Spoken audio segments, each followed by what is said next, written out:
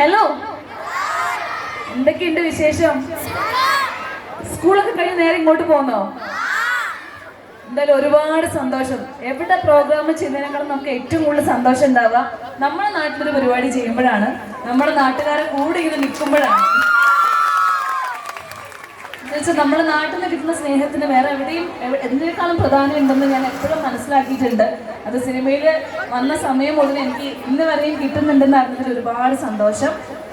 എന്തായാലും Aira holidays tours and ട്രാവൽസിൻ്റെ ഇനാഗ്രേഷൻ്റെ ഭാഗമായിട്ട് ഇവിടെ വരാനും നിങ്ങളെയൊക്കെ നേരിട്ട് കാണാനും സാധിച്ചതിൽ ഒരുപാട് സന്തോഷമുണ്ട്.